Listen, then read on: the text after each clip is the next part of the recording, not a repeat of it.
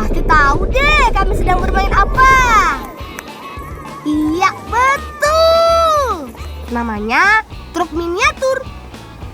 Disebut miniatur karena bentuk truk ini serupa dengan aslinya. Hanya ukurannya saja yang lebih mini alias kecil. Miniatur truk ini buatan ayah dan paman. Bahannya dari kayu dan besi. Kayunya dipilih yang awet dan keras. Misalnya saja kayu jati. Makanya cukup kuat untuk kami naiki. Oh ya, biar keras dan kuat, tetapi kayu jati mudah dibentuk loh. Harga satu truk miniatur bermacam-macam. Mulai dari 800.000 sampai jutaan rupiah. Semakin rumit dan mirip dengan aslinya, semakin mahal pula harganya. Selain menjadi hobi, truk miniatur juga bisa untuk menghilangkan penat. Contohnya, ya seperti yang kami lakukan ini.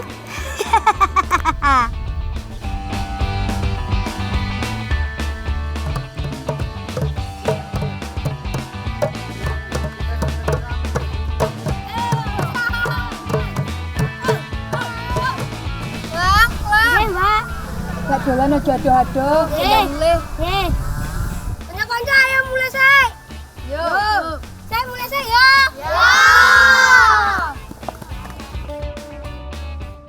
Ayo teman, saatnya kita membantu kakak.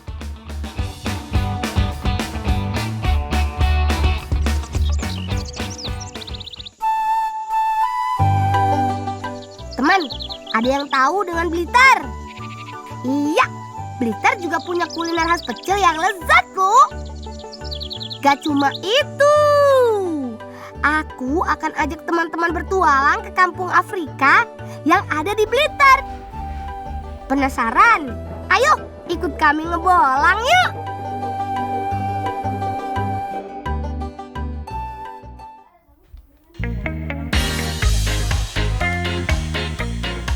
Nah, ini bibiku Sutini.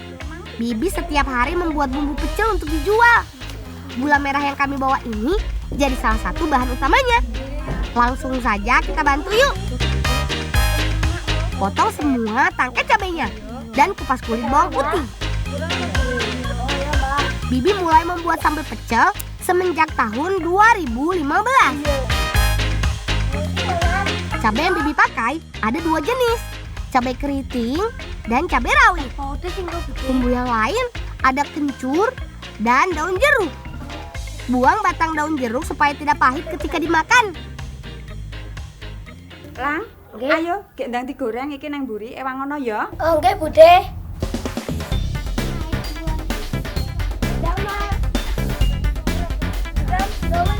Sangrai semua bumbu-bumbunya. Tapi jangan sampai gosong ya. Cukup sampai semua bahan layu. Minyak apa, Bu? Iya, enggak gawe. Bibi memakai kuali dari tanah liat untuk menjaga rasa dan aroma agar lebih nikmat.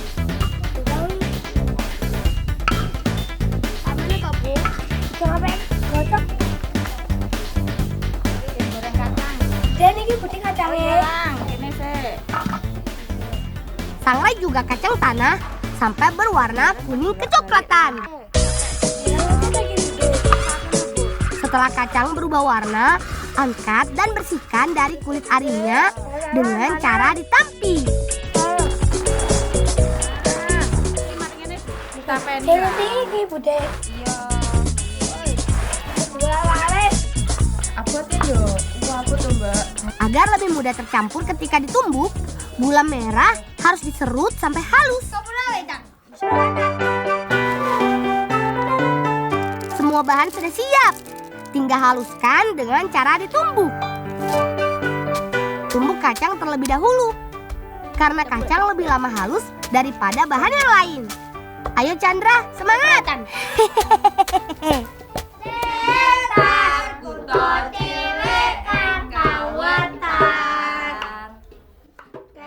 Kalau masak sambil menyanyi seperti ini sih, jadi tambah semangat.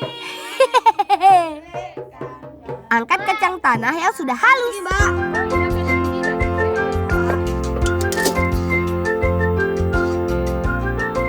Masukkan cabai, daun jeruk, bawang, dan kencur. Tumbuk semua bumbunya sampai halus. Sambal pecel yang memakai banyak cabai akan lebih lunak karena kandungan air dari cabainya. Tambahkan asam jawa dan garam agar rasanya lebih nikmat. Tambahkan gula merah halus dan kacang. Tumbuk lagi sampai semua adonan tercampur rata.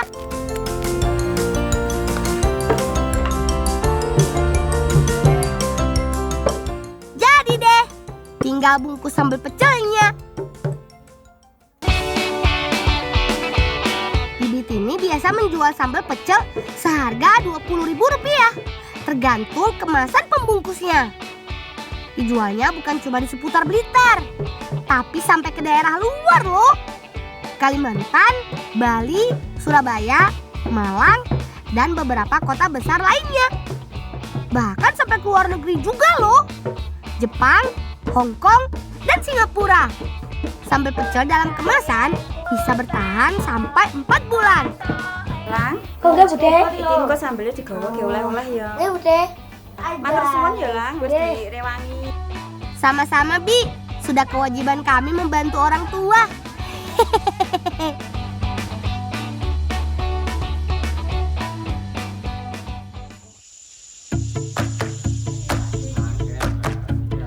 Ini pamanku. Beliau sudah membuat dan berjualan mie ayam sejak 20 tahun yang lalu.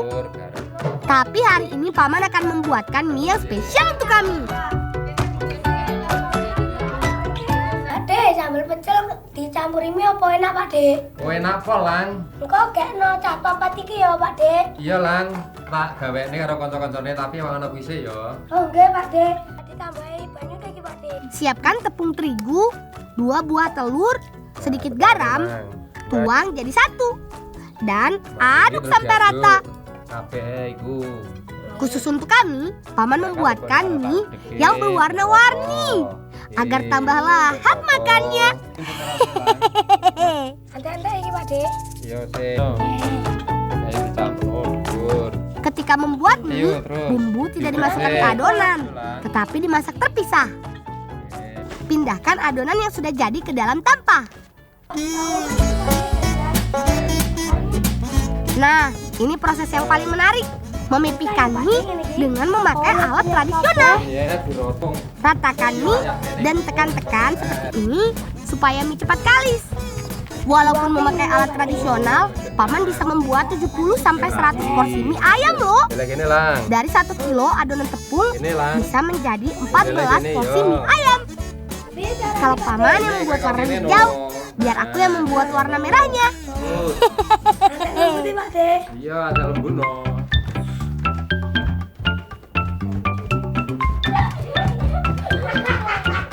Oh, nek banter-banter terus Potong kesel adonan lah. memanjang dan masukkan ke alat pres. Oh ya, Tuh terus kan, ora kesel. adonan jadi lebih tipis dan memanjang.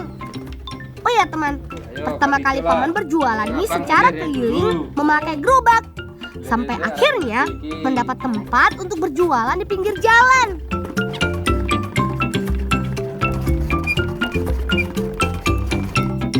Adonan yang sudah tipis dimasukkan lagi ke alat potong. Langsung deh jadi mie yang panjang. Nah, jadi deh mie-nya. Tinggal dimasak. Sebelum memasak mie, rebus dulu sayurannya. Cukup setengah matang saja. Lalu angkat. Masukkan mie warna-warninya. Rebus sekitar 10 menit saja sampai matang merata. Ciri-ciri mie yang sudah matang lebih elastis ketika diaduk. Abang kuning. Sekarang saatnya menyiapkan bumbunya. Kupas dan haluskan bawang merah dan bawang putih. Biar lebih nikmat, Kak Resi menambahkan daun bawang yang diiris tipis-tipis. Tumis semua bumbu halusnya sampai mengeluarkan aroma wangi.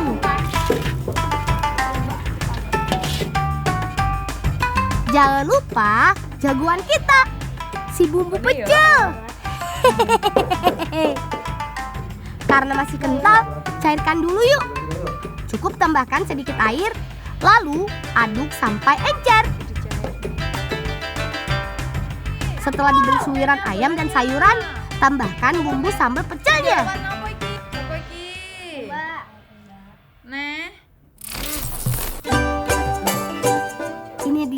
sambal pecel buatan kami. Dilihat saja sudah menggugah selera. Apalagi rasanya. Aku pilih warna merah. Kan merah warna kesukaanku. Ayo, makan. Mantap. Minyak kenyal dan matangnya pas. Tidak terlalu lembek atau terlalu keras.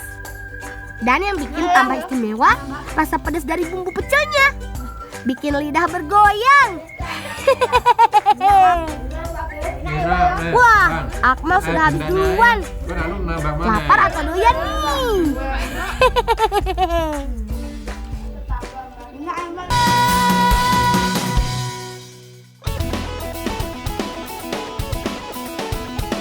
Goes terus. Ayo, siapa yang suka bersepeda? Alat transportasi yang sudah ada dari zaman dahulu ini mulai ramai lagi akhir-akhir ini. Kalau kami sih sudah setiap hari memakainya. Untuk ke sekolah, membawa barang, atau bermain. Sepeda-sepeda ini umurnya lebih tua dari kami loh. Selain menyehatkan, bersepeda juga mempercepat perjalanan kami.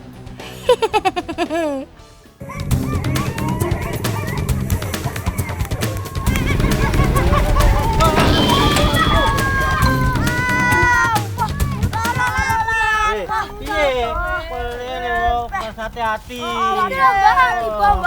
Jimbeku rusak.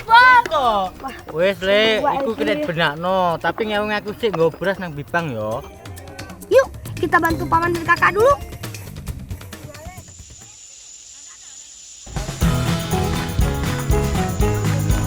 Nah, ini budeku Nursanti, pemilik tempat pembuatan jimbe atau kendang kayu.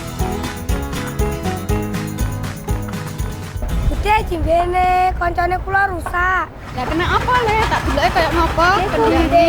Kok mau Iya. mau bude. Oh, lah yang kayak ngene kendange wayahe ganti ganti kulit. Ya tak gene anyar, tapi direwangi masih ya. Bude tak rewangi.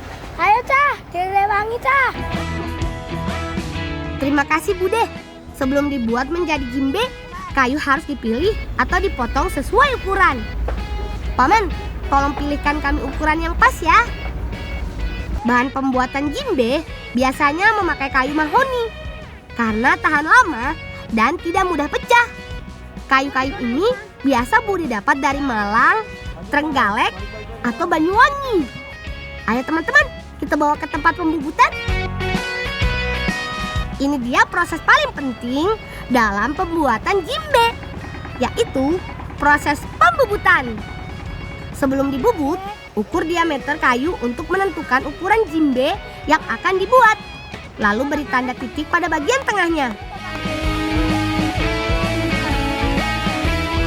Pasang kayu pada mesin bubut dan putar kayunya. Tidak sembarang orang yang bisa melakukan proses ini. Karena pembubutan yang salah akan membuat jimbe tidak sempurna dan rugi. Karena semakin kecil ukuran jimbe yang dibuat, semakin murah juga harganya. Tapi yang gak lucu kan, kalau membuat jimbe kecil tapi memakai kayu besar. Usahakan tidak banyak bahan yang terbuang. Setiap orang bisa membuat 40 sampai 80 jimbe per hari. Selain kayu mahoni, kayu nangka juga bagus untuk jimbe, yang sering dipakai untuk kendang Jawa. Tetapi harganya agak lebih mahal. Nah, ini dia kayu yang sudah selesai dibubut. Sudah berbentuk kendang kan? Tenang Chandra, sedikit lagi jimbe kesayanganmu jadi.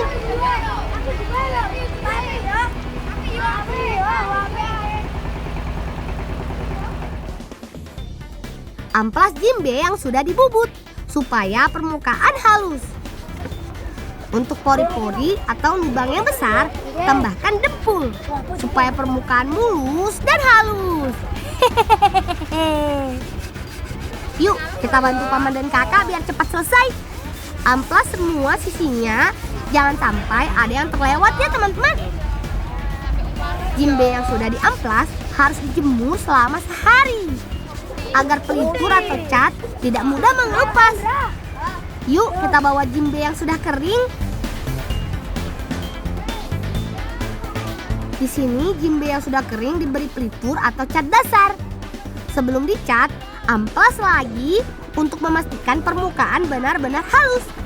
Untuk pemilihan warna bisa sesuai pesanan pembeli. Tuh, cepat kan mengecatnya?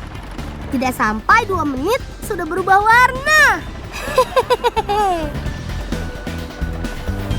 Kecepatan memang diperlukan untuk pembuatan kendang yang berjumlah banyak.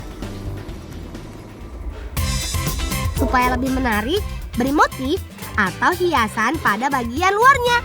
Bisa memakai cat atau dipahat. Berbagai macam ukuran jimbe dibuat di sini. Mulai dari ukuran 15 cm sampai 75 cm. Mulai dari harga Rp15.000 sampai jutaan rupiah loh. Harga tergantung dari ukuran, tingkat kerumitan pembuatan, dan bahan kayu yang digunakan. Hehehe, lengkap kan? Terakhir, pemasangan tali dan kulit. Biasanya pekerjaan ini dilakukan oleh laki-laki karena memerlukan tenaga yang kuat. Hehehe. Kulit kendang yang dipasang kencang akan menghasilkan suara nyaring. Sedangkan kulit yang dipasang kendor dan berukuran besar akan menghasilkan suara bass. Ada sekitar 20 orang yang membantu Bude Nursanti membuat jimbe setiap hari. Pemasangan tali selain untuk mengencangkan kulit, juga agar jimbe lebih mudah digendong.